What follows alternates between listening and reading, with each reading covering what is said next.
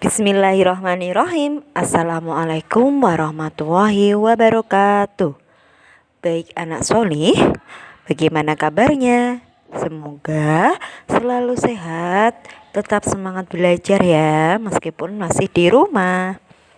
Nah, hari ini Ustazah akan menerangkan bahasa Indonesia di tema 3, subtema 4, keajaiban perubahan wujud di sekitarku.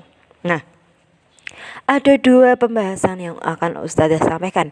Yang pertama adalah proses pembuatan tahu, dan di halaman selanjutnya itu ada proses memadat pada telur. Nah, itu ada di halaman 71 dan 76. Nah, sambil disimak bupenanya dan sambil mendengarkan.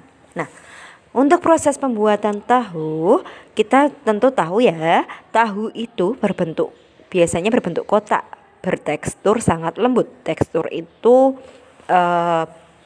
ketika kita pegang itu rasanya tuh lembut. Nah, di tangan itu berasa lembut sekali. Nah, tahu itu ditemukan di Tiongkok. Tiongkok itu di negara Cina pada masa dinasti Han. Nah, setelah itu tahu itu dikenal di berbagai negara dan memiliki ciri khas yang berbeda.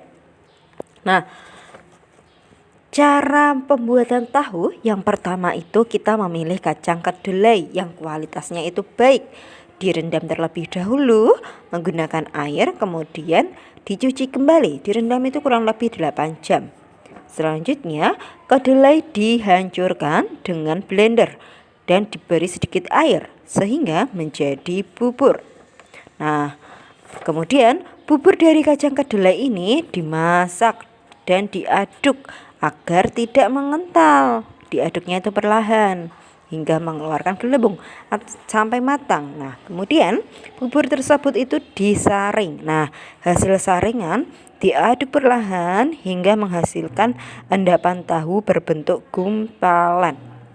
Jadi itu ada menghasilkan gumpalan-gumpalan itu, endapannya itu kemudian diletakkan dalam cetakan. Nah, pastikan airnya itu habis, benar-benar habis. Setelah itu tahu siap dipotong dan dikonsumsi. Nah, itu mengenai tahu. Jadi tahu itu kita bisa tahu kalau tahu itu berarti dari dari cair menjadi padat. Itu proses pembuatan tahu. Jadi ya, cair diaduk-aduk berbentuk gumpalan, kemudian kita saring, kemudian kita habiskan airnya menjadi bentuk yang padat seperti itu. Nah, selanjutnya proses memadat pada telur di halaman 76. Telur, tentu kita sering makan telur ya, makan di rumah telur, karena telur itu memiliki protein yang tinggi.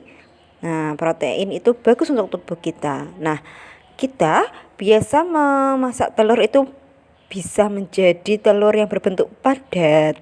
Nah, baik bisa direbus maupun digoreng. Nah, kalau telur sebelum dimasak, ketika kita pecah bentuknya itu cair. Jadi itu misalkan telur yang kita pecah di lantai, itu bentuknya cair. Nah, ketika kita masak, telur itu menjadi padat. Kita masak dengan minyak panas, dengan api.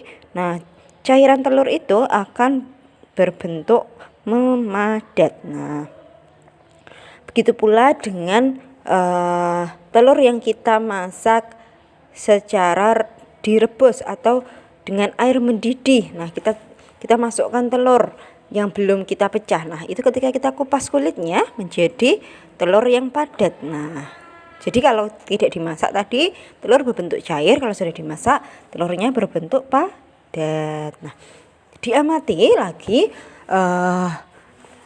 benda-benda, perubahan wujud benda di sekitar kita. Nah, tadi ya, dari cair menjadi padat.